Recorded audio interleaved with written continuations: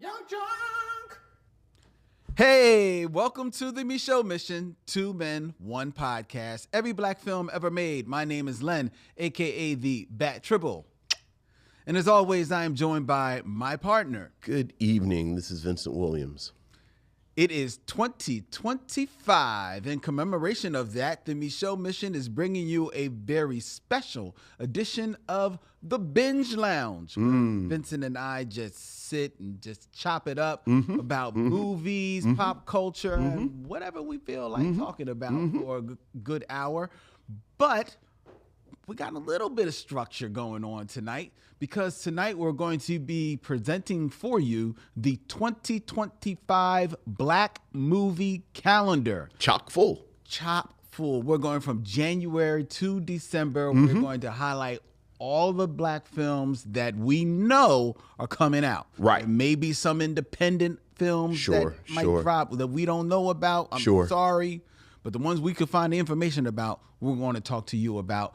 And we're going to talk to you, each and every one of you out there who are watching us as we stream live from Young Chunk, Philadelphia's premier video podcast palace, as we stream to YouTube. And to all of the missionaries out there in the chat, hello, missionaries. Happy New Year. Happy New Year, one and all. And let me give, if you do not mind, missionaries, a very special shout out to one Barry Carpenter. I don't know if you see that in the chat, Vincent. Barry Carpenter is there from England. Oh, very nice. It says, thank you for being sensational. I think he's talking to me. Of course. And your videos have been very helpful through some rough times. Much love. Well, much love to you, Much Barry. love to you. And oftentimes when people say, well, what do you think about Lynn? I say, oh, he's sensational. So that probably was directed to you. It was. So, Vincent, how are you doing? How was your holiday? It was good. It was a good holiday. You know how it is. You can tell a holiday is good when you're almost happy that you're back to your normal schedule. Yeah. So that you can get some rest. Yeah. Like every day's not Sunday anymore. Oh, my goodness gracious. Yeah. I feel you, man. I feel you. You know, we went to Disney World. Nice. Yeah. The boy hadn't been. So we felt like this was his first. This was his first trip to Disney World. How was it? It was Disney World. Yeah. You know, it's super crowded. Of course. Super crowded. Of course. You know. Disney World at Christmas? Are you crazy? You know, super crowded. The irony is I don't think I'm talking out of school for saying this. My daughter enjoyed it more than all of us, I think. Really? Oh, yeah. Camille loves Disney World. Oh, I didn't know that. Yeah. So You know, Tiana's had, you know, Princess Tiana had a new ride, and then we went on the Millennium Falcon, and you know, so nice. Yeah. But this was Adam's first time. First time. So how was the experience for him? I mean, he liked it, but you know, Adam is a real reserved. Not even. I mean, reserved, yeah, but it's sort of like the kid who has everything. Oh. So everything is pretty cool. Like, you know, I like it. It's Thursday. My life is spectacular, much like Lynn. So he was just like, yeah. So nothing like, wow. Right, like, he liked it. He had a good time. That's interesting. He had a good time. Because the last time I was at Disney World was I took my daughter, her husband, and his family, and my grandson. He was a baby when we went, and I had a great time. With him, running around with him, and it was a ball, right? Yeah. But I do have to say that as I was walking through there, you know, you've got the characters walking by, and it's like, oh, that's cool, you know, and the Brer Bear and all that stuff. But when I saw Uncle Scrooge. And that's like my favorite, like one of my favorite characters. I was a kid. You melted. That was your thing. Dog. I went up to this probably young man dressed as Uncle Scrooge. Right. And I was like, you are my favorite Disney character. Aww. I don't care about Mickey. I don't care about Donald. So then he goes, like, you know, there's pictures of Mickey everywhere. He goes to a picture of Mickey. He's like, X out Mickey. And he's like, me. And so we started dancing together. I was I was 8 years old all over again. Fantastic. I got on the Three Caballeros ride. So, Yeah? that's my joint. That's your joint. That's my joint. So, But there was no joint for Adam. he liked it. He liked it. You remember, because it's Binge Lounge, so we just talking. We talking.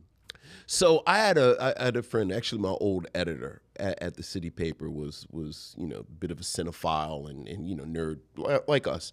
And do you remember that moment when eBay first hit? Yes. Like that moment when everybody kind of figured out eBay. Mm-hmm. And I'll never forget, one of his grails was The Killer. Okay. The John Woo film, The Killer. Yeah. And at that time, it wasn't really on a DVD. Not at all. And it was a Criterion Collection version of it, but it was on Laserdisc. Mm-hmm. Expensive. And it was super expensive, and you couldn't find it. Nope. And I remember my friend had been looking for it for years. And then when eBay hit, he got it. And much like him, you remember there were all these sort of comics and slipcases and things. And like right now, the graffiti was the company that made the slipcase editions, the hardbacks of these graphic novels. Like they made The Dark Knight and Watchmen. And I remember bidding on them and buying them.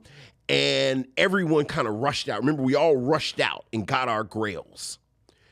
And then you would think of stuff that you wanted, but since it was always there, You was like, I'll get it. I'll get to it. Yeah. Yeah. And then you never really got to, because now you have access to everything. So you don't get excited about anything. Yeah. Yeah. That's Adam. It's kind of, like he's just sort of, like I strive to be as cool as my son. Like my goal is to be as cool as my son. Just like, I mean, it's cool. It's cool.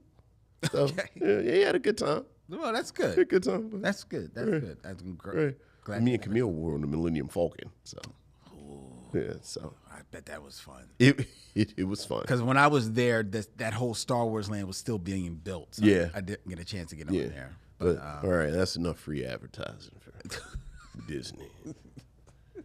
It's a good time. It was a good time. It was a good time. One of the things I did over the holidays, I went to Radio City Music Hall. Oh, very nice. And I saw the Rockettes. Oh, did you now? Yo, have you ever seen the Rockettes before? I don't think I've ever seen them. It is a fantastic show, man. First of all, I've been to Radio City Music Hall, but I've never been inside the theater. Okay. That theater is beautiful, man. Well, good. Like, it was built back in all the Art Deco architecture in there. It is absolutely gorgeous, right? But the Rockettes, it's easily maybe about 40, 50 of them. Mm-hmm. Them sisters be getting it in. Okay. They are beasts, man. Like, you think like the whole big thing about the Rockettes, if you don't know, is like the leg. The kicks. leg thing, right? The kicking of the leg. That's their deal. Right. And you might think like they just do that one big chorus line at the end. No, they are kicking for an hour and a half. Just to kick. Kicks here, it's syncopation with moving and stuff, all moving parts. And it was their Christmas spectacular. And Nice. So they had on the hats. They had on hats. They were changing all types of outfits, man. Okay, they did like a whole Nutcracker thing that was kind of fly. This wasn't the Rockettes, but they did like this 1001 Santa Clauses running all over the stage and stuff and dancing. Right. And the singers it was really a great time, man. Oh, that's always good to hear. It was that one of so those much classic fun. things is actually worth the price of admission. It is worth the price of admission, Okay. man. Well, it was excellent. really a good time. It was really Excellent. good. I had a ball. Well, there you go. Holidays. That was my holiday. There's a holiday. But now we're back. Now we're back. Back and stride again. Oh, I see what you did there. All right. We got a little bit of structure because we have been going for a little bit. And over the course of time, we have gotten emails. Oh, have we now? Missives from missionaries. Missives from the missionaries. So what else is going on, Lynn? We have emails, Vincent. Ooh, missives from the missionaries. Ooh. Ooh. Ooh, missives from the missionaries.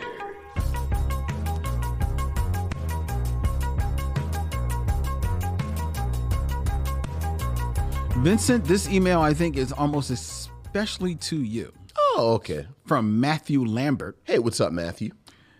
Hey, Len and Vincent, been a fan of the show for years and always appreciate y'all taking the time for the missionaries and your thoughtful responses. Writing today as I recently listened to the Summer of Sam episode. Okay, all right. And unless I missed it, was surprised you didn't mention the elephant, or in this case, dog, in the room that comes up whenever my friends and I talk about this movie.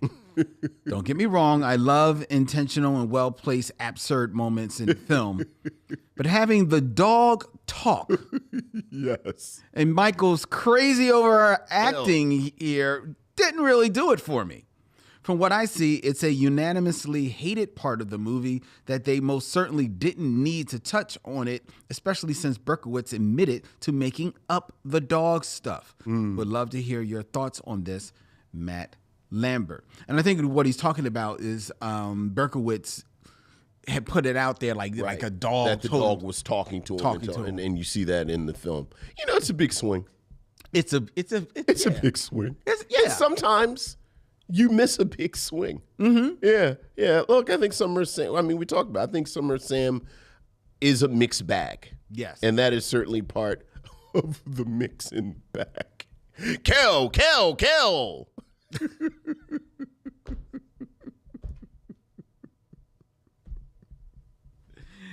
Very true. All right. We've got another email, Vincent. This is from Nicole Sherman. Hey, what's up, Nicole? Happy 2025 to the Micheaux Mission, men, Len, and Vincent, as well as missionaries. At the time of this writing, I am inside since there was a winter storm where I reside. Yeah. I wrote last year the cheat code for the Micheaux Mission, but I have a part 2. Oh, more cheat codes. Number 1. Charisma, energy, good script, cast, and direction are big on this show. Well, I think Okay. I think that's I'll take fair. That. All right, fair. All right, yeah, absolutely. Number 2, respectfully, Len is the president of the Nia Long fan club, and Vincent is the president of the Anika Noni Rose fan club. No, that's right. That's right. Nicole. That's right. Number 3, Len and Vincent often parrot each other in ways that are funny. Glad they both can find a middle ground, even if they disagree. Yes. That is true. That's where the magic is. Number 4, since Len and Vincent are elder statesmen,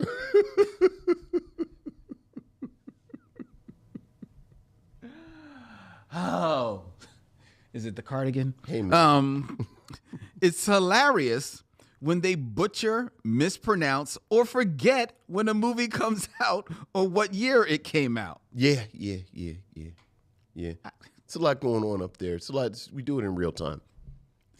Number 5, if you want to make Len happy, send him a box of comic books, preferably ones from the 1940s through 1960s.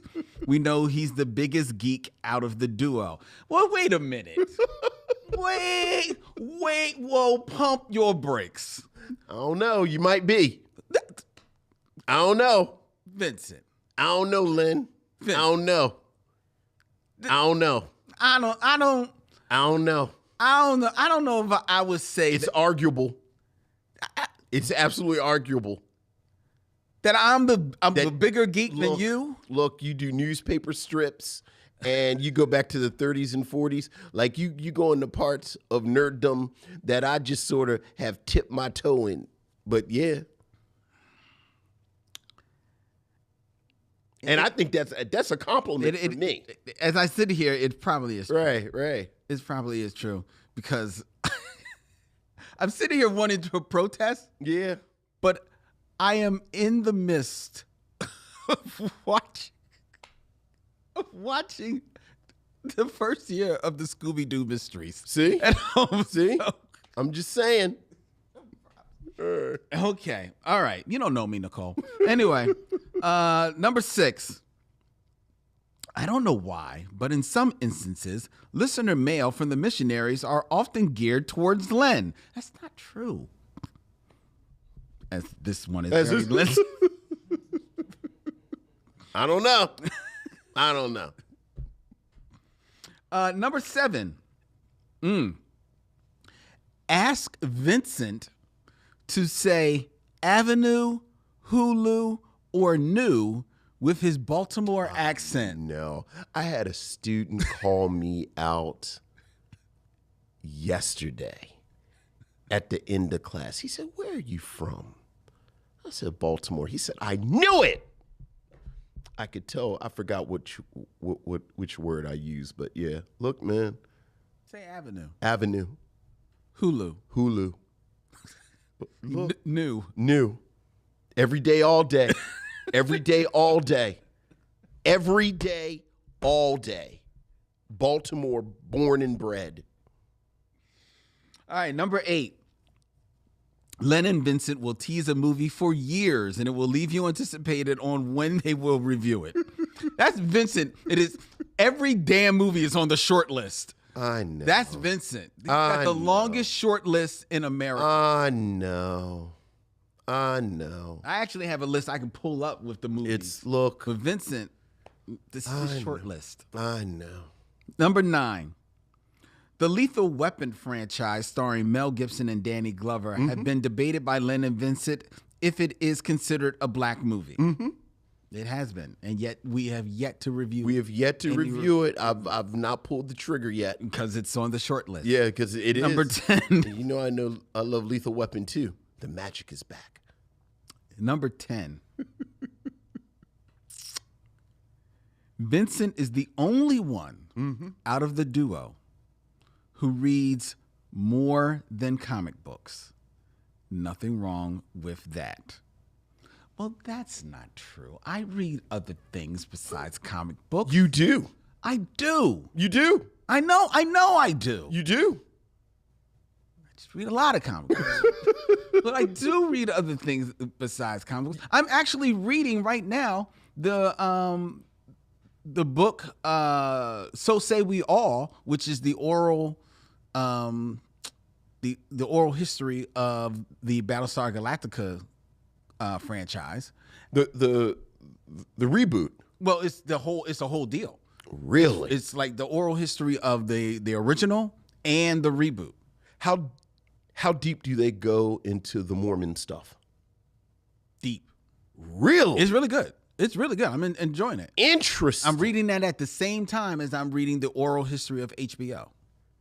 Interesting, because I thought it was so fascinating in the reboot how they kind of downplayed that part a little bit. Yeah. Because the Mormon part is weird. They talk about it. Well, I shouldn't say they talk about it more than I expected. It's not like it's a whole chapter. Right. But they do talk about it because they talk about like the whole creation of the idea and everything like that. It's good. It's good. So I read books. I'm smart. Oh yeah, you are. I'm smart. You are. I'm not dumb like other people say. I want respect. Yeah, you're absolutely 100%. On an entirely unrelated note, I've set up a fishing expedition for you next week.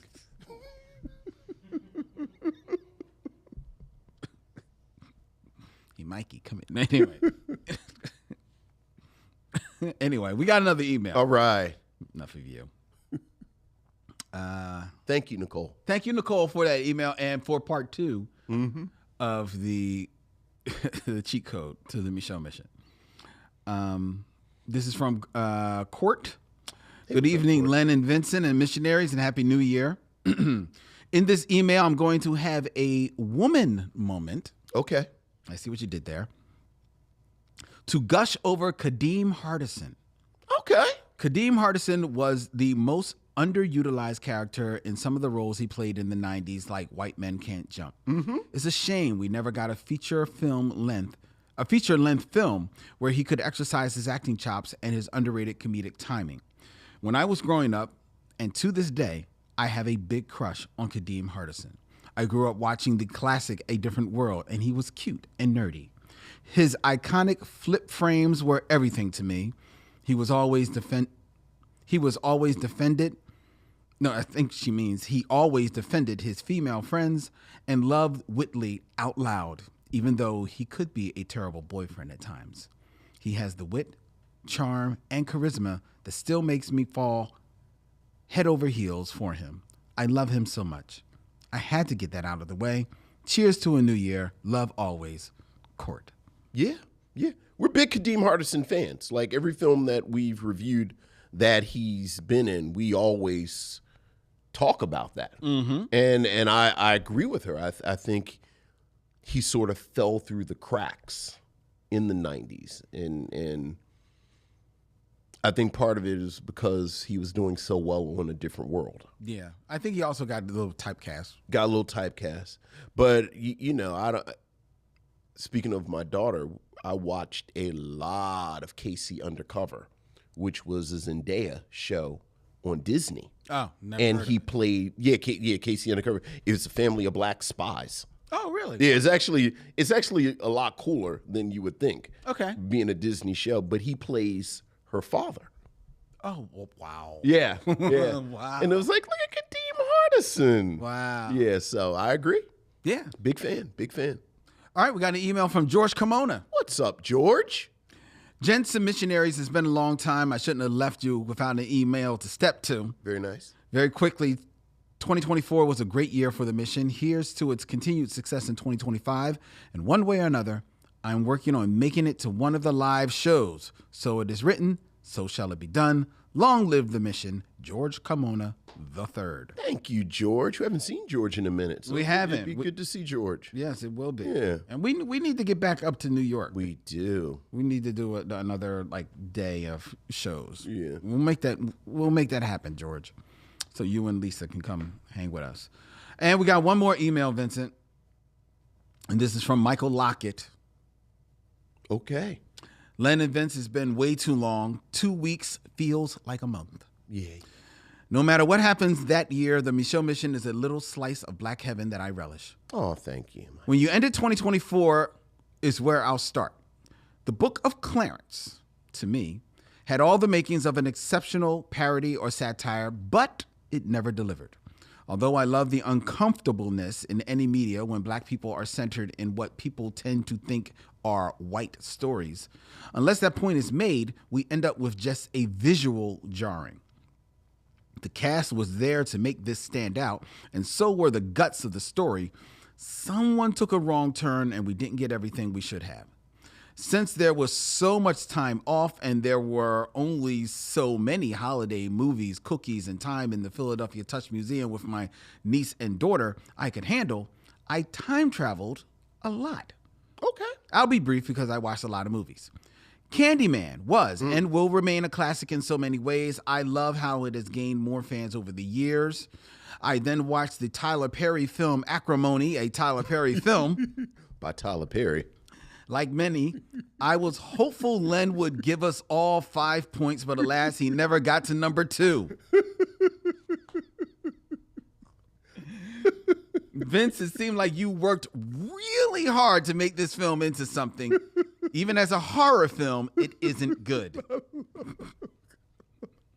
I then landed on Sugar Hill. I love this film. Yeah. I only knew the Wesley Snipes movie, but this film Also on could the short list. easily be remade and give this version some flowers. Yeah. Mother Jefferson might well have been 100 when they made this. That's true.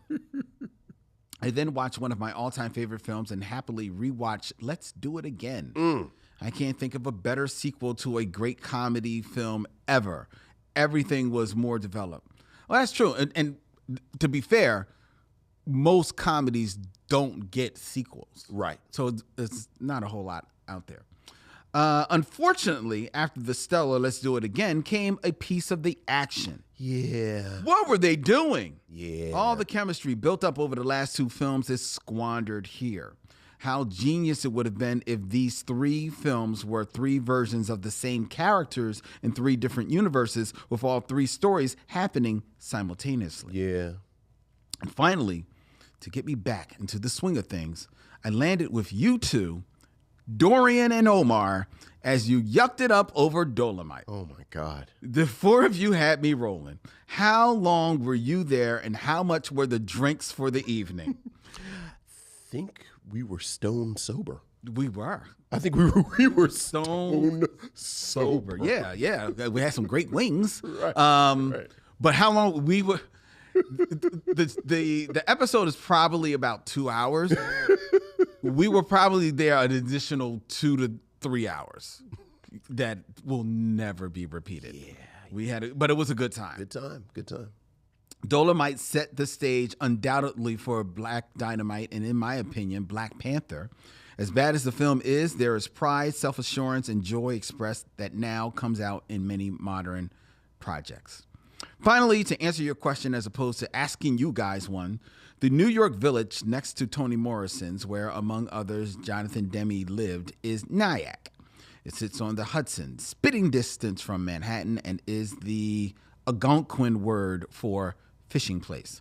All the best, Michael Lockett. P.S. You two ever see this interview when Katie Mann turned 30 on Entertainment Tonight? No, we did not see that interview, but I will share the link with Vincent.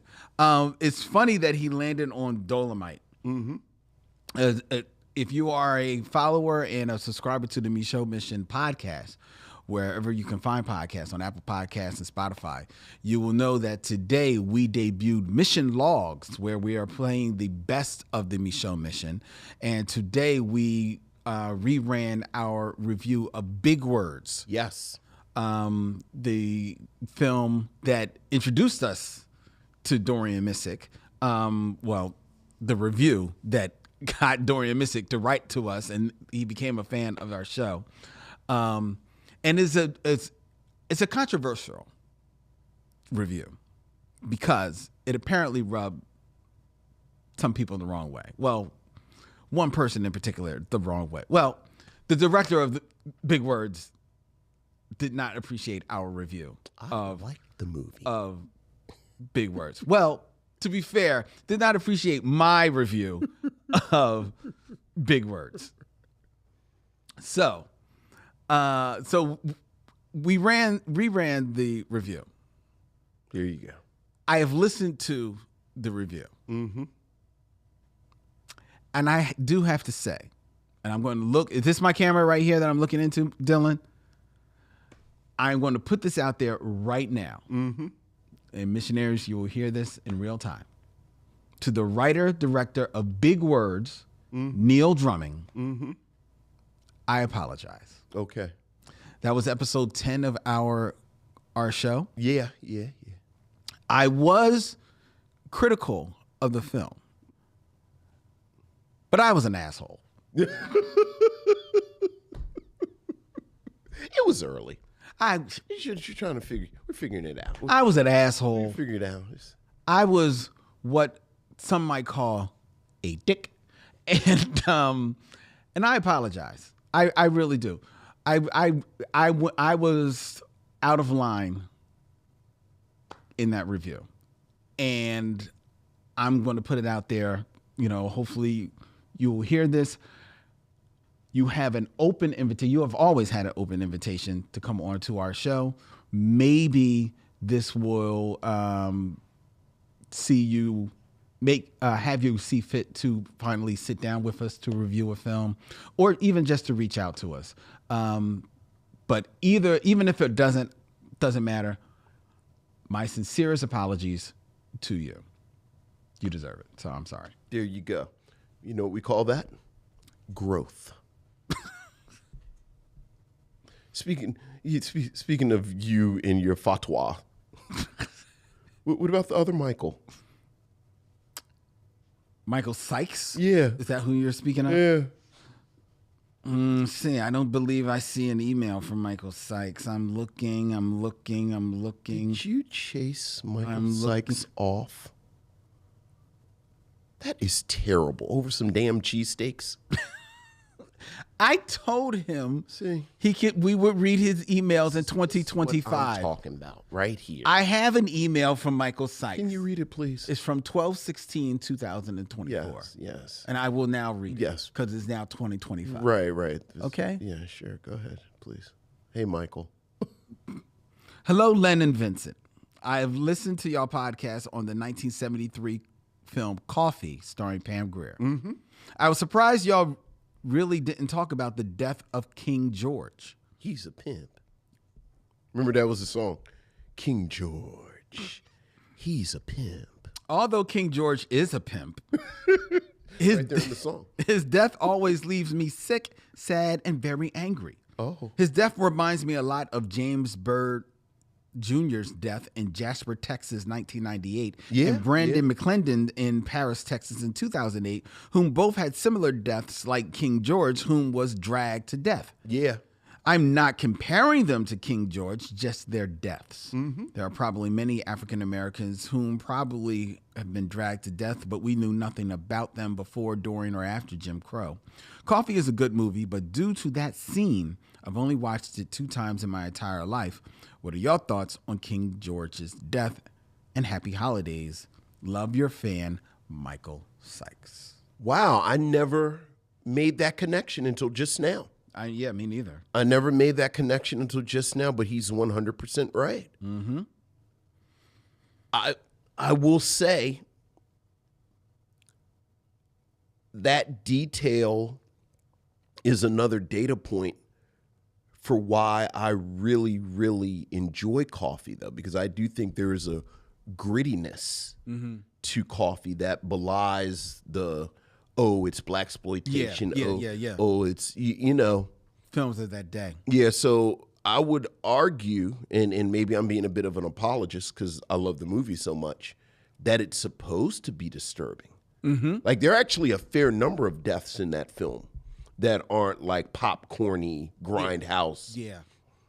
And then, you know, it has my favorite ending of a blaxploitation film where Coffee is just walking down the beach and you can tell the toll that the movie has taken on her. Like, it's one of the very few action films from this period where you don't, like, there's not going to be Coffee will return in 19. Yeah.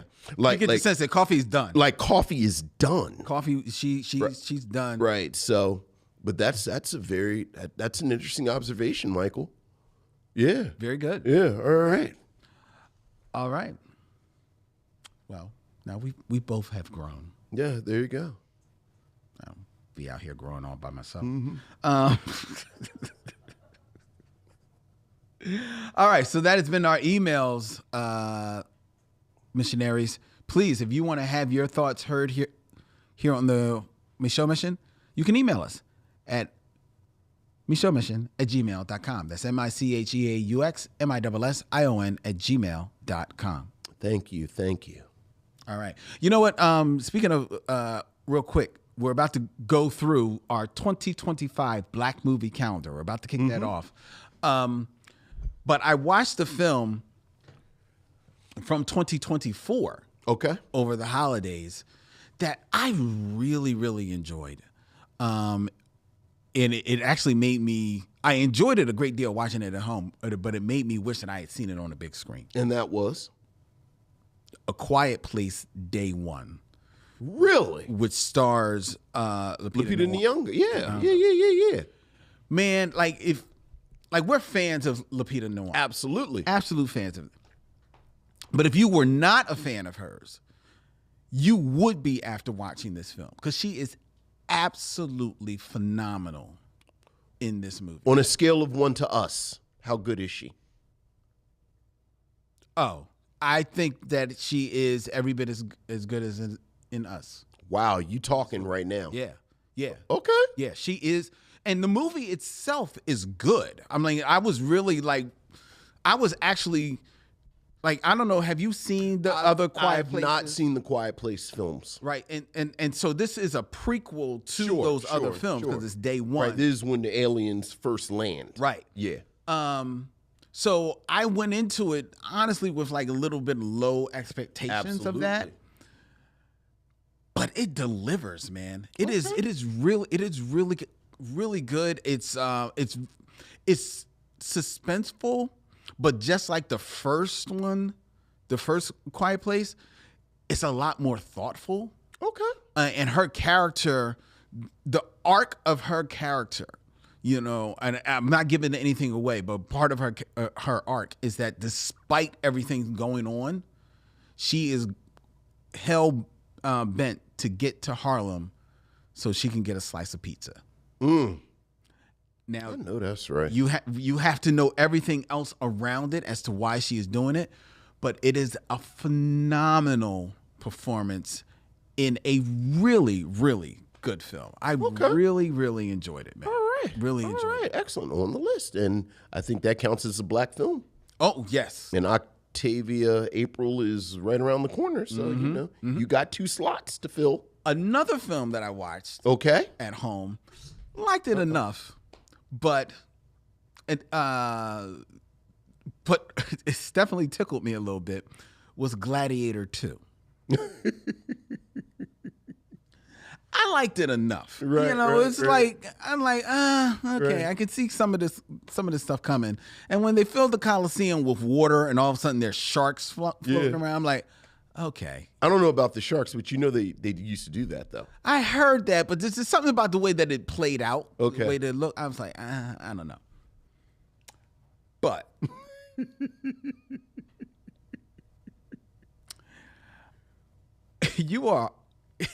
it will be hard to find another movie where Denzel Washington is having as much fun as he is in Gladiator 2. First of all, I was watching it with my partner, and we were both. She pointed it out, and then I couldn't not see it. Denzel Washington changes his wardrobe every scene. Every time you see him, he's like, "Yo, I don't know what y'all smell like, but I smell like roses." Look, it's funny. I was because I go into the archives sometimes too, and I was listening to our review of Willie Dynamite, and my critique of Willie Dynamite was that I forgot Orman's first name, but the actor who plays Gordon, he's Gordon now, but he played Willie Dynamite. Oh yeah. That like 85% of his success as Willie Dynamite is just wearing these outfits and pulling it off. I've not seen Gladiator 2. Oh, I thought you'd seen it. As far as I'm concerned, Denzel Washington didn't have to have any lines. Like just Denzel Washington in them outfits. Like they should just have him walk back and forth. Yeah, right. To pull in another movie, remember when we saw I think it's Stormy Weather, where every scene that Lena Horne is in, the scene doesn't start with her in the scene. Yes. She always makes an entrance. Walks into the scene. Like she makes an entrance every. Like that's what they should have done with Denzel Washington. Like just have him walk into the room wearing one of them outfits. Give him like a minute. Yeah. And then let him like just walk back out. He looked fantastic. He looked absolutely fantastic. He looks. I said, go on, Denzel. He is strutting. He is, and like, okay, you haven't seen it, but there's a moment where he like gets into like a fight, right? Oh, like in Macbeth? Is it swords? Well, it's not swords. Okay. It's not swords. But he gets, and like, you see him get like his little Denzel roll, like his little, like the equalizer comes out, but like with like tapestry. right. Is that velvet? I'm like, I'm like, this dude. Are the sleeves hand beaded? Yo, man. And he's just walking around like, you know, he's got this little whip. Is that gold lame? Pimp. Fantastic. Pimp. Yeah, you gotta see that, man. You can watch it at home now. I know. Roscoe Orman played Willie Dynamite. Yes. Also Gordon from Sesame Street. Yes. And also, before we get into the Black Movie Calendar, and I was remiss that I did not create a graphic for this. So apologies, missionaries. The mission wants to send heartfelt condolences to the friends and family of Art Evans, who is a noted character actor. I'm sorry that we don't have his image to present to you, missionaries, because you would know him the second you saw him. You probably know him from Soldier Story. Soldier Story, definitely. He was okay. Okay. Yes. He was in Soldier Story. He was in. I'm just looking at. He was in Fright Night. He was in JoJo Dancer. Your Life Is Calling. Native Son. School Days. He plays the Mighty Quinn. He plays Ron's father on A Different World. Yes, he does. He's in CB4, Tales from the Hood, The Great White Hype. Was he in School Days? In School Days, he's Cedar Cloud. Is that the? He's not the president. Is Cedar? Is that the of Mission? Wasn't there kind of like a custodian? No. He's the head of the board.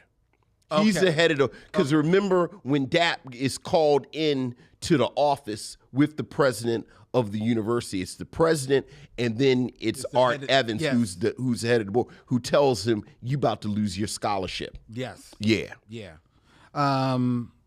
Art Evans, who passed away December 21st, 2024, noted character actor. Absolutely. Shows up has shown up on a mission, will show up on a mission. Absolutely. Continuously. Yeah, rest in peace. Rest in peace. So I definitely wanted to take a moment to shout him out and give him his praise. All right. So now we're going to go through. All right, let's go. 2025. Let's go. What we got? Starting in January. Ooh, what's coming out in January? In January, this is actually a sequel. Okay. Den of Thieves 2, Pantera. Are you familiar with the Den of Thieves? Did not see Den of Thieves. You would love Den of Thieves. Would I? You would like Den of Thieves.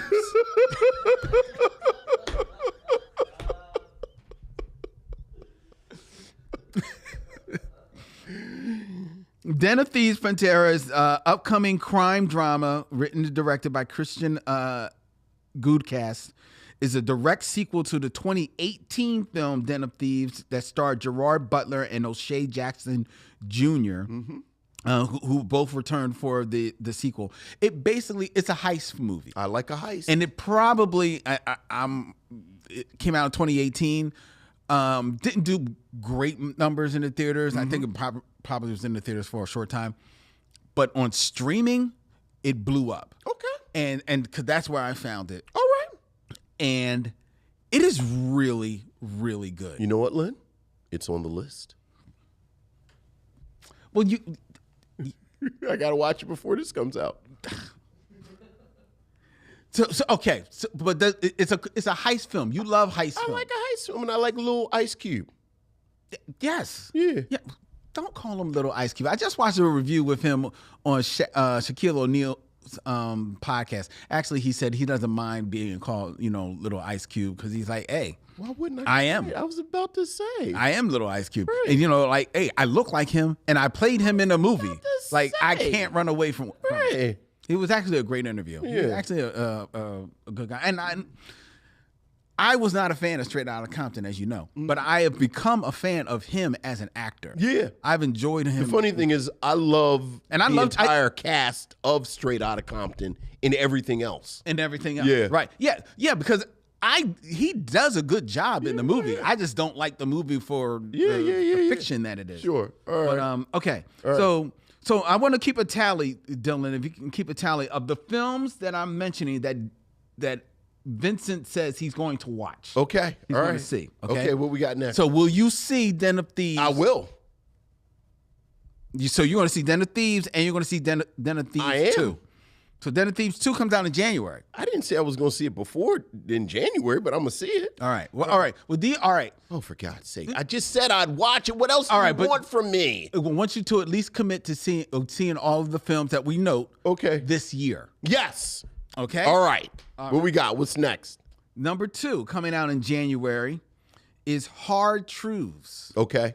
Now, this is a film written and directed by Mike Lee with Marianne Jean Baptiste. Yes, I'm very much looking forward to this. It's set in London. The plot follows the plight of a depressed middle-aged woman and her relationship with her close loved ones, including the crumbling relationship with her jovial sister, who is the polar opposite in terms of mood. Yes. This is a movie about interpersonal relationships, Hard Truths. I'm very much, because this is we were just talking about her last week because she was in the Book of Clarence. Yes, Marianne Jean Baptiste. And the other woman, Michelle Austin. Yeah. I'm very much looking forward to this. Okay. Yeah. So you will watch that this year. Oh, I'm going to watch that soon. Okay. Yeah. Well, it comes out in January. Yeah. So very soon. All right. All right. Next we have Unstoppable. Okay. This is directed by William Goldenberg in his featured directorial debut. Based on the 2012 book of the same name, it stars Jarrell Jerome as Anthony Robes in an outstanding performance. It's about a one-legged wrestler. Okay. Who has to convince his 2 tough coaches, played by Michael Pena and Don Cheadle, that his grit and potential are real. While at home, he contends with an outspoken and loving mother, played by Jennifer Lopez. Okay. Going through some growing up of her own. Also in the cast, we have Bobby Cannavale and and I mentioned Michael Pena. It sounds like a good cast, because Jerome, that's the little brother from Moonlight. And When They See Us, but I'm a Virgo. And yes. Yeah. Yeah. That's a hell of a cast. Like, I think the cast is going to put me over the top, because this is something that I wouldn't generally be interested in. But like because it's a sports film? Right. And okay. One-legged wrestler doesn't really. But that doesn't do it for you. Yeah, but this cast sounds great. Okay. All right. All right. So this year we're 3 for 3. 3 for 3. I feel like it's a lot of pressure, and I'm gonna feel bad when you say something. I'm like, So what's the 4th one? 4th one coming out in January. Ooh, I know this is I am going to see this one in the theater. Don't think I haven't noticed that you don't have to say whether or not you're going to see him. You didn't put me on the spot. Go ahead. Okay. No. To be fair, I will. All right. What we got? All right. I am going to. So you're 3 for 3. Mm-hmm. I'm going to see Den of Thieves 2. Mm-hmm. I'm going to see Hard Truths. Mm-hmm. I don't know about Unstoppable. It's a nice cast. Okay. All right. Go ahead. But I don't know about Unstoppable. But this next one I'm definitely seeing. Okay. One of Them Days. Oh, absolutely. 100%. Buddy comedy film. Directed by Lawrence Lamont, written by Sarita Singleton, starring Keke Palmer and SZA. When best friends and roommates Drew and Elisa discover Elisa's boyfriend has blown their rent money, the duo finds themselves going to extremes in a race against the clock to avoid eviction and keep their friendship intact. I thought Issa Rae wrote this. No, it's saying it's written by Sarita Singleton. That's what I'm showing. Why is Issa Rae is involved in this somehow? Maybe she's producing it. Yeah, absolutely. Yeah, I'm going to see this. Yeah, absolutely. I am going to see one. Very much looking forward to I am a Keke Palmer fan. I am a fan of SZA. And we have said for literally years, not enough screwball comedies with black women. Yes, So, absolutely. Very much looking forward to this. Absolutely. All right. Who knows? They could be the next Tisha Campbell could. and Tichina Arnold. Yeah. All right. The last film in January. Okay. Back in Action. Okay. An action comedy starring Jamie Foxx and Cameron Diaz as spies pulled back into espionage after their secret identities are exposed. It seems Are you going to go back in action with Jamie Foxx? Sounds a little cookie cutter. Yeah. Yes, it does. Sounds a little cookie cutter. Sounds very 90s. Yeah. Yeah, it sounds like a script that's been laying around. Yes. Yeah. Well, maybe it probably is. Maybe reworking of some 90s. If it comes on, flip it. So that's a no. Well, I definitely won't be leaving the house. Okay. Okay. I mean, you're saying this year. I suspect this will be streaming by March. So, you know. All right. February. We're now in February. All right. And February brings us a big movie and an indie movie. Okay. The big movie, Captain America, Brave New World. Yeah. With our man Anthony Mackie as Yeah. Sam Wilson, Captain America. Also stars Harrison Ford. Yeah. Are you going to see the newest Captain America? Of course I am. Of course I am. I think Black Captain America, it's just sort of like Hamilton. It's such a Barack Obama era concept. I just don't know, reading the room, if the room is in the mood for something this sort of intrinsically aspirational about America. That's interesting. Yeah, like I was thinking about it because I think obviously this is a comic concept. Sam Wilson, who is a classic comic character, been around since Dates back to the 70s. the 70s, the late 60s. But he took the mantle of Captain America, I think, in 2014, which is Barack Obama's second term. So I think many of us felt kind of optimistic about what America was capable of and this American experiment and moving forward. And I just not so much in I don't know, because I actually rewatched The Falcon and the Winter Soldier, which I enjoyed. the series. But part of the plot, which is is kind of rolling into Captain America: New World, is this sentiment that Sam Wilson represents possibility and this sort of optimistic look, and it's very admirable. Like, I think it's a very admirable concept, but I don't know who all is in the mood for this. I know. Yeah, sure, I'm gonna see it. But we're going to see it. Oh, absolutely gonna see it. We're going to see it. I'm going to see it in the theater. Look, absolutely gonna see it. I'm gonna be grumbling, eating my popcorn the whole time. These motherfuckers. You ain't going to pay. So what do you care?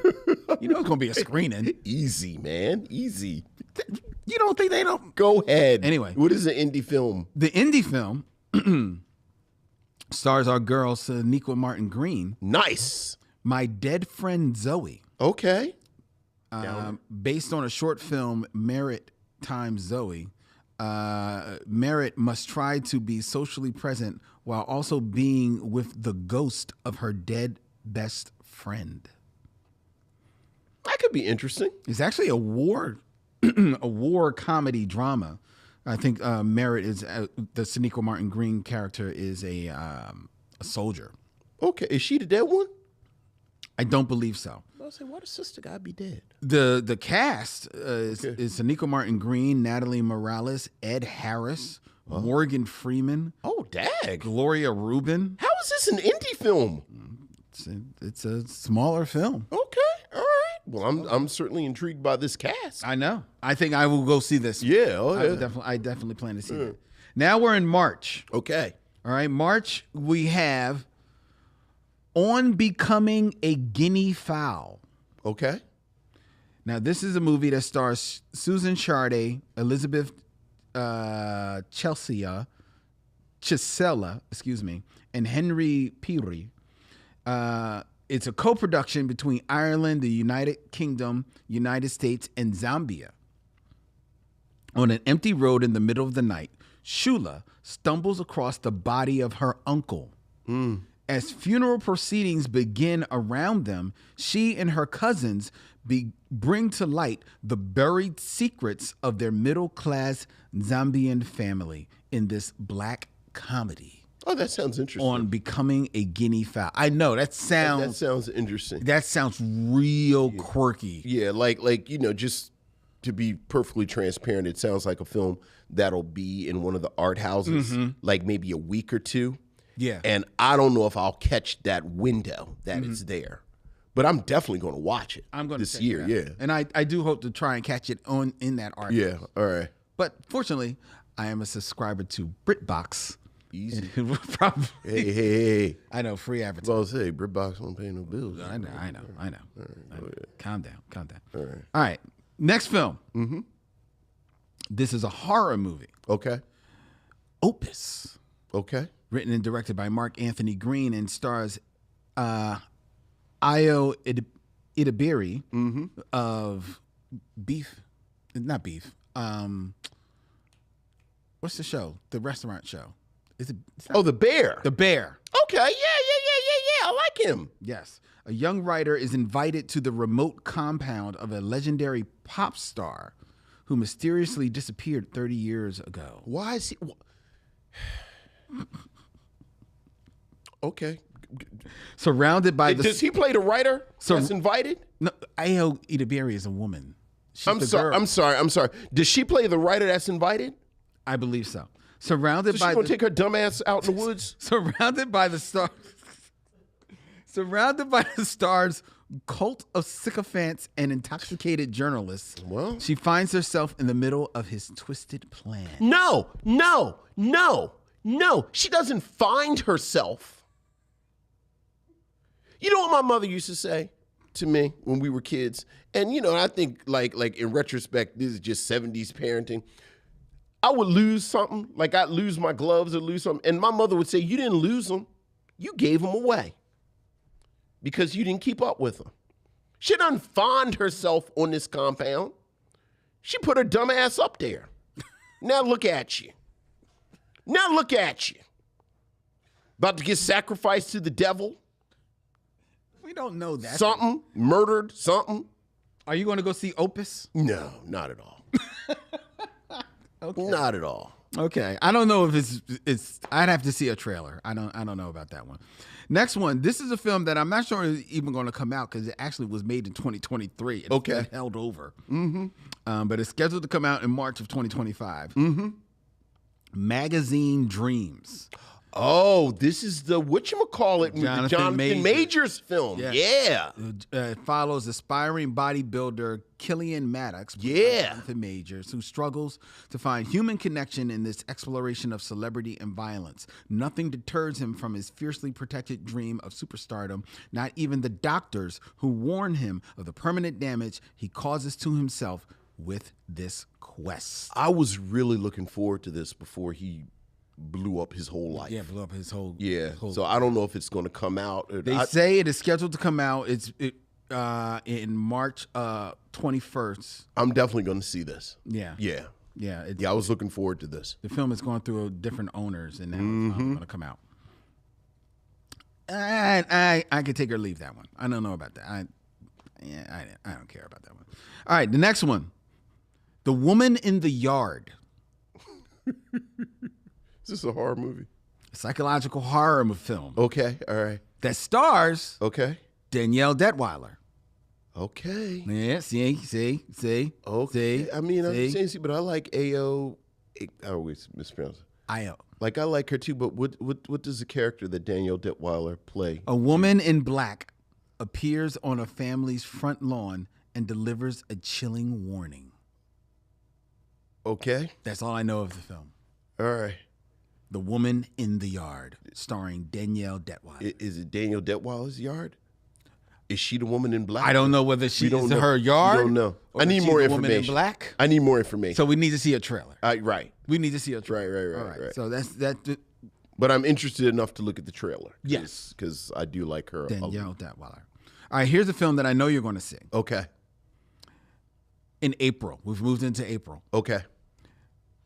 It is the next film written and directed and produced by Ryan Coogler. Okay. With Michael B. Jordan in a dual role, Haley Stanfield, Jake O'Donnell, Wumi Masako, Omar Benson Miller, and Delroy Lindo in Sinners.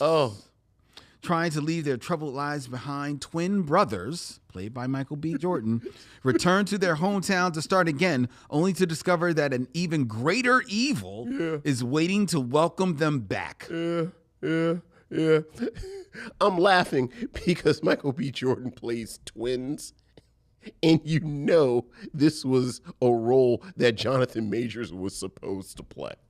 Like it was supposed to be Michael B. Jordan and Jonathan. Like Jonathan Majors is always dressing like a 1930s newsie.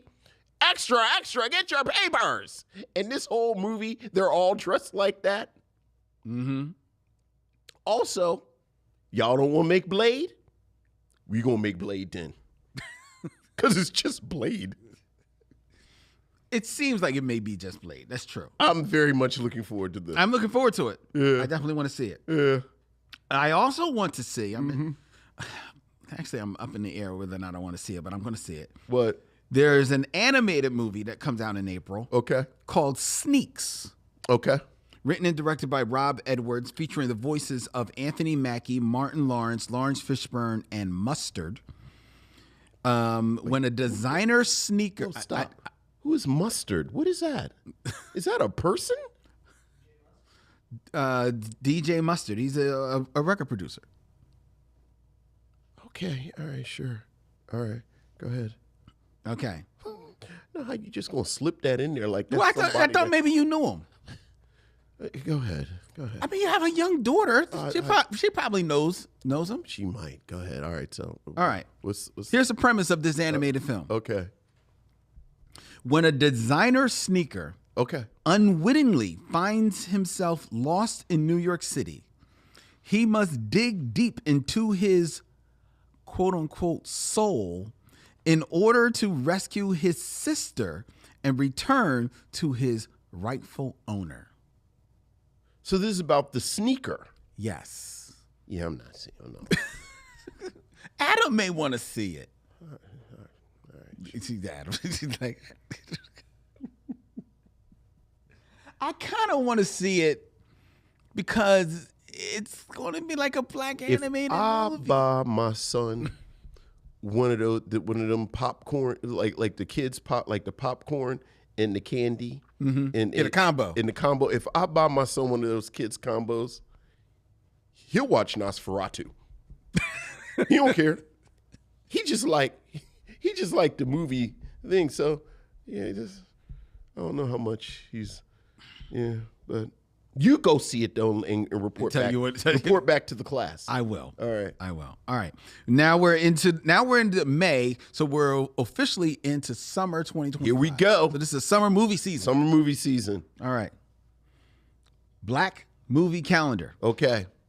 In May, we have Golden, a coming-of-age musical comedy drama. Okay. Directed by Michel Gondry. Okay. From a screenplay by Martin Hines and Stephen Levinson. It's set in 1977. Okay. The film draws inspiration from Virginia Beach's Atlantis apartments. It is a musical inspired by Pharrell Williams' childhood in Virginia Beach. Pharrell Williams is also a producer on this film, which stars Kelvin Harrison Jr., Halle Bailey, Divine Joy Randolph, Brian Tyree Henry, Quinta Brunson, Janelle Monáe, Tim Meadows, Anderson .Paak, Missy Elliott, and Andre 3000. Yeah, I'm probably going to see this. Yeah. It's a great cast. Yeah.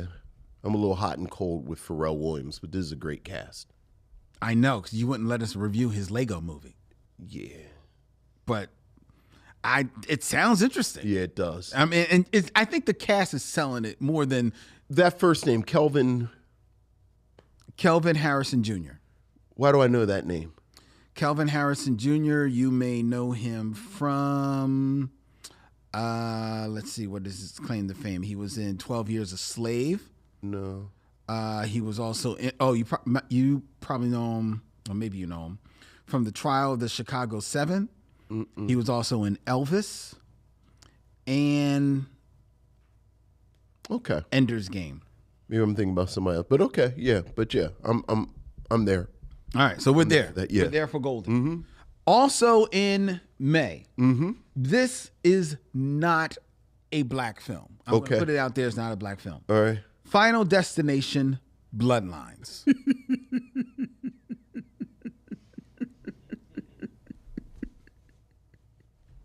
I love them Final Destination movies. I am going to see this. You don't even have to tell me the plot of this. Really? Because it's going to be people getting killed hilariously. It is. But the reason why I note this is because unless something else comes down the pike, this may likely be the final film of Tony Todd. Oh, well, see, now it's just sad. Well, no, now you got to see it. All right. I mean, I was going to see it anyway. I love them. I love them stupid Final Destination movies. That's the only reason I'm going to go see it. Yeah. Okay. Tony, one more time. Yeah. Rest in peace. On screen. All right. Next, we're in June. Okay. In June, there was only one black film, and this is dubious of whether or not this is a black film. Okay, let's see if we're going to call this black. This is if the we film deem this black. From Pixar. Okay, already shaky. Elio. All right. It's about an 11-year-old boy named Elio Solis who accidentally becomes the intergalactic ambassador of planet Earth after being beamed to the communiverse by aliens for making contact. Elio must form new bonds with eccentric alien life forms and navigate a crisis of intergalactic proportions. Now, the reason why I wasn't sure of whether or not I would consider this a black film is Ilios is voiced by a young actor, Jonas Kabrib. The cast features Jamila Jamil, Zoe Saldana, Shirley Henderson, and Brad Garrett. No, it's not black at all. Yeah, okay, it's not. Because Zoe Saldana is going to be playing an alien. Yeah, you know it's Pixar. They don't really do animated black people that much. Yeah, okay. Yeah. All right. I put it on there, though. I mean, look. It's people of color. Yeah, but look, man, then we can talk about them on the People of Color mission. All right. Now we're in July. All right. July, I've got 2 films. All right, what we got? Coming out July 11th. This is my dad's birthday. From Warner Brothers. Okay. And DC Comics, we have Superman. Yeah. The film written and directed by James Gunn and starring David Corenswet as Clark Kent / Superman. Also stars Rachel Brosnan of the Talented Miss Maisel. Sure. Nicholas Hoult, Anthony Cardigan, Nathan Fillion, Isabella Merced, Wendell Pierce, Alan Tudyk. The film is Superman's journey to reconcile his alien heritage with his human family. This is not black at all. Why are we talking about Superman? Because Wendell Pierce in the Brothers, isn't it? That plays Mr. Terrific. Well, it's not a black film. It's not a black film at all. But I'm going to go see it. I mean, I'm going to see a lot of films that aren't black films. I'm going to take black people with me to see it. It's not black at all. So, I just wanted to mention Superman. Can I just say about this Mr. Terrific thing? Because I'm watching Mr. Terrific thing. Yeah. I need white people to understand that black people go to this place called the barber shop.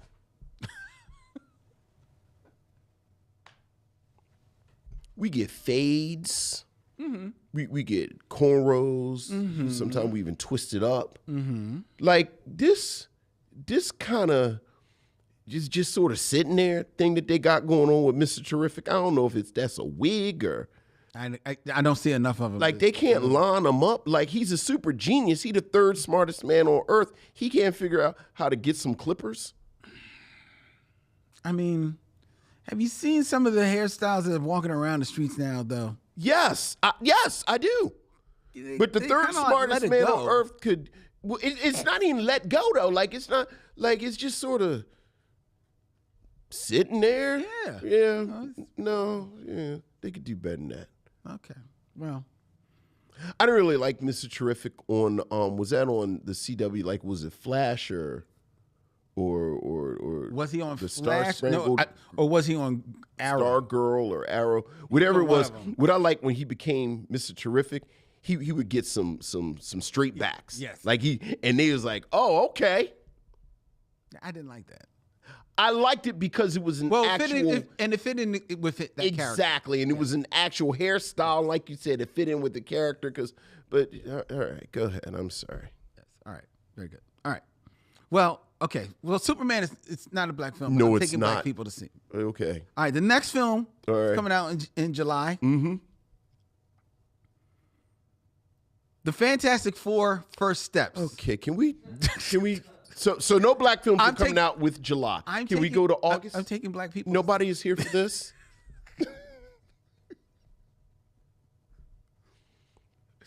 Okay, but I do want to ask you just one geeky question. Okay, perhaps I'm more geeky. Let me just ask you one geeky question. Of the two films, which one are you more excited for? Now, just to give people the rundown of Fantastic Four: First Steps, so that they know what you're judging. They don't. It's a Marvel movie. It's another Marvel movie. But this is like the fourth iteration of Fantastic Four. This is the one that Marvel is actually doing themselves. Nobody cares It stars about that. Pedro Pascal, Vanessa Kirby, Joseph Quinn, and Eben Moss Baccarat. Yes, it's as the Marvel Fantastic movie. Four. I don't know which one I'm excited about yet because I need to see a trailer for the Fantastic Four. Right, which we haven't because there is arguably it's going to be very stylized. Yes, because it's a period film. It's a period film, and depending on how stylized it is, I may be more excited about the Fantastic Four.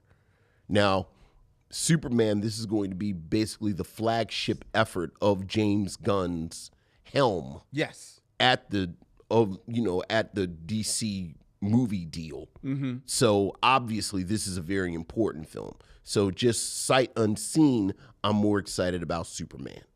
But if I see the trailer and Fantastic Four could sell. literally looks more interesting, I could be more excited about the Fantastic Four. Okay. Can we talk about some black movies now? We are. Okay, all right. And we're actually It's our whole shtick. actually, Dylan, we're going to skip August because you were going to talk about some white movies.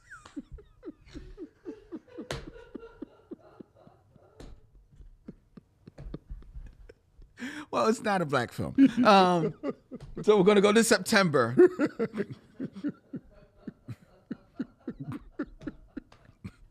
In September, we have a sports horror film Okay. called Him, Okay. starring Marlon Wayans and Tariq Withers. An up-and-coming athlete goes to train with a legend who is about to retire. Okay. That sounds interesting. That sounds interesting. I'm assuming Marlon Wayans is going to play the legend. the legend. You know What we've been know saying about that Marlon Marlon Wayans Wayans as an actor. that Marlon Wayans gets me interested. Mm-hmm. Who's directing this? Who wrote this? Justin Tipping. Do we know him from anything? I don't. His other work is Kicks from 2016, Not familiar. Flatbush Misdemeanors, and Joe versus Carol. Those are his other works. Mm-hmm. But I believe that this film is being produced, however, by Monkey Paw Productions. So Jordan Peele is one of the producers. Okay, I'm in. I like Jordan Peele's eye. Mm-hmm. So I'm in. Yeah. Absolutely. So definitely looking forward to that. Yeah. All right, now we're in October. And October only has one film as well. Okay. But it's a big one. All right. It's from director Antoine Fuqua, written by John Logan, based on the life of the American singer, songwriter, and dancer Michael. Yeah. The Michael Jackson story. Yeah. It stars Michael Jackson's nephew, Jafar Jackson, in his film debut, alongside Coleman Domingo, Nia Long, Miles Teller, Kat Graham, Lorenz Tate, and Derek Luke.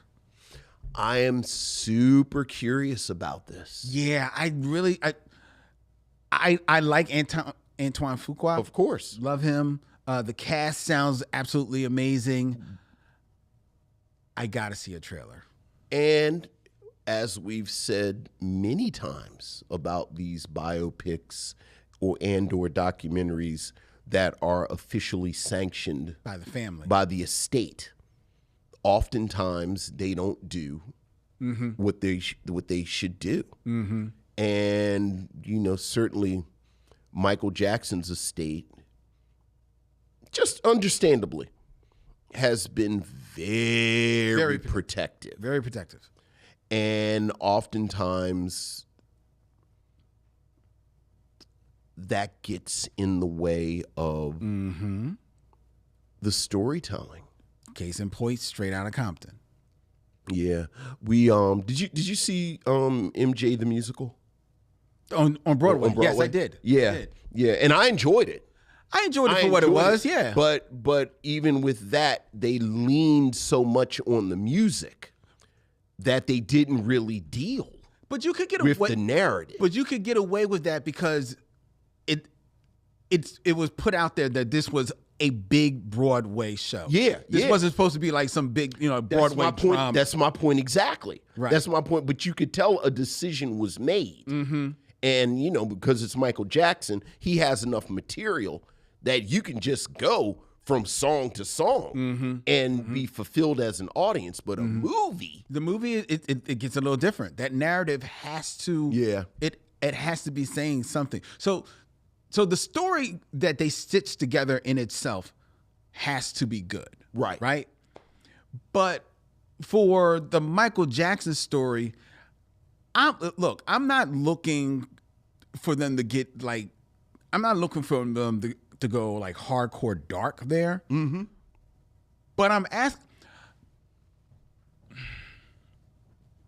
I guess what I'm asking for is somewhere in between Ray and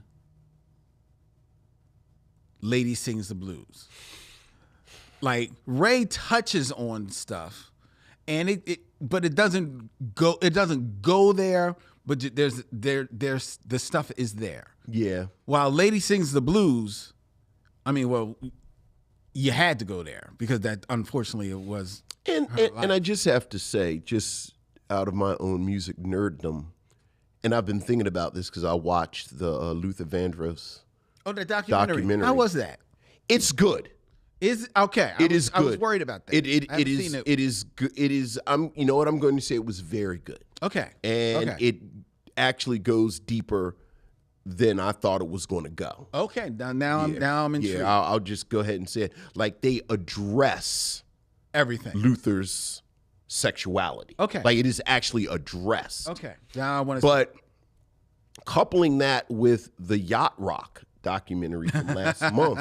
Yeah. But one of the things that I'm really interested in, like one of my sort of passions about music history, is that Michael Jackson, Whitney Houston moment where they kind of disrupted the whole scene, the whole deal, and like and left people in their wake.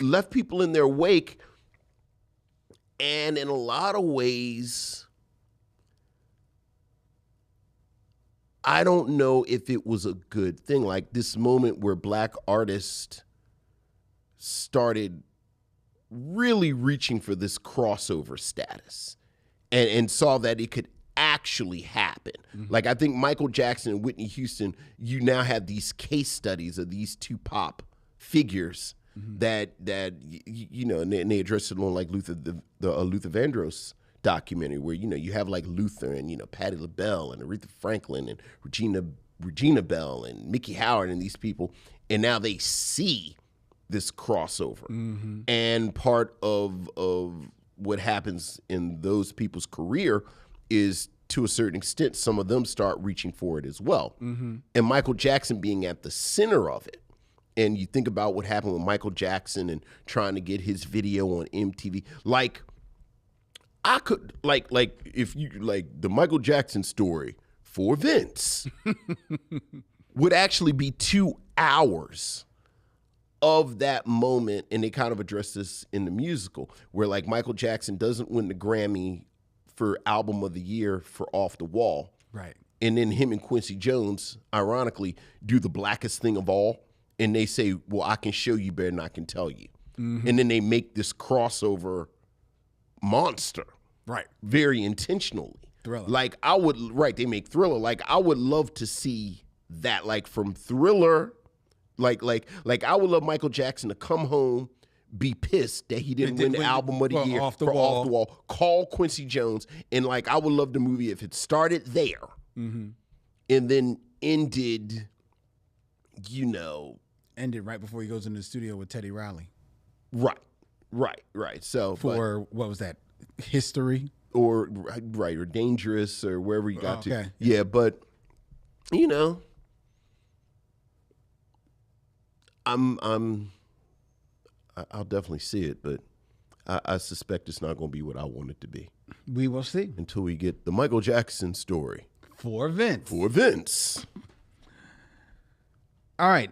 Now we're in November. Mm-hmm. There's only one movie, one black film. Okay.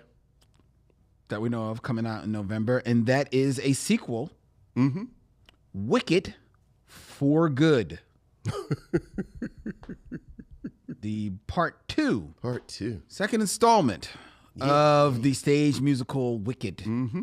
That stars, of course, Cynthia Erivo and Ariana Grande. Mm-hmm. I still have not seen the film. I haven't gotten to it either. I have not seen, and I can watch it at home now, so maybe I'll watch it this weekend. I thought I'd go see it with Camille, but we got pulled in just our schedule on, and every moment that we have, we're watching Squid Game.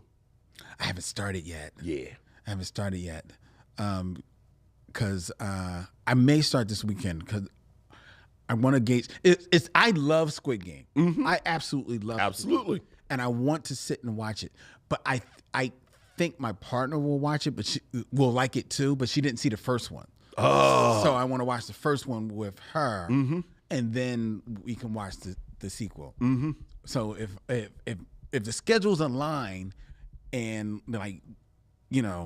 I turn on all the heat in the house, maybe this Saturday we'll just watch Squid Game. I don't know how much you need to be barreling through Squid Game. It's fun though. Is it? It's fun? You think it's fun? I mean, come on, man. Squid Game is one that I can watch two on, and then I got to go and really think about how predatory late stage capitalism is. I mean, okay, yes, but there's the conversation of it all. All right, let's shut this down. December. This is a film that unfortunately there's not a trailer for, but I very much want to see this. Sarah's Oil, a biographical drama that tells the story of Sarah Rector. Do you know the story of Sarah Rector? Oh, really? I'm surprised you don't know that. The story of Sarah Rector, also known as Sarah Rector Campbell, was an American oil magnate since childhood. Under the treaty of, I'm reading this straight from Wikipedia, under the treaty of 1866, due to birthright as a black grandchild of Creek Indians born before the American Civil War, she inherited land. It was surprisingly discovered to be oil rich and produce over $300 in oil per day back in 1866, which is equivalent to $10,000 a day. Is this a child that they legally made white because she was so rich? I don't know, but I know that she was considered at the time the richest colored girl in the world. Yeah, I have heard. I've heard. Yeah, and there is a biography of her story that will be coming out in December. Okay. That stars again Nia Desir Johnson as Sarah, and our girl Sonika Martin Green. Nice. Also in this film as well. Is directed and co-written by Cyrus Nowreth. narrative. Forgive me if I mispronounced the name. And it's based on the 2014 book, Searching for Sarah Rector, The Richest Black Girl in America. That book was by Tanya Bolden. Okay. I'm looking forward to Looking forward to this. I'm looking forward to that and learning more about that. Yeah. I know the story because we have covered it for a 2-minute Black History episode on with Push Black. So that's how I was introduced to it, and then to find out that this was going to be made into a feature film, I was like, "Oh, yo, I'm on." Very nice. So, All right. and for that to be coming out in December, you know, for that to be having like probably like a Christmas run at that time, that's something to take the family to There see. you go. You know, so I'm really enjoying that. Well, sounds like a good year. It sounds like an excellent year, and it seems like you were going to say most of these films you're going to go see. Oh yeah, absolutely. I am. Yes, including Superman and the Fantastic. Yes. So that is our 2025 Black movie calendar. Hope you were keeping score at home, missionaries. Hey, that sounds like it's going to be a fantastic time. All right. Fantastic time. And of course, we'll be talking about Black movies every week. Every week, including next week. And before we tell you what we're going to be reviewing next week, I invite you to follow the Micheaux Mission on Instagram, Facebook, wherever you're social on your media at Micheaux Mission. You can also subscribe to the Micheaux Mission on YouTube, where you can hit the bell and be notified. But when we put up new videos on the feed, as well as follow the Micheaux Mission wherever you get podcasts, such as Apple Podcasts, Spotify, Pandora. It doesn't matter. Where they've got podcasts, the Micheaux Mission is there. The Micheaux Mission is also available as an audio podcast 2 times a week now. On Tuesdays, we release the mission logs, the best of the Micheaux Mission, which means that next week, as we continue in our review of the Micheaux Mystic Connection, we will be highlighting our review of Clockers. Yeah. That we did, our first review with Dorian Missick. We were drinking then. Oh, yeah, we were. Yeah, we were drinking when we did Clockers.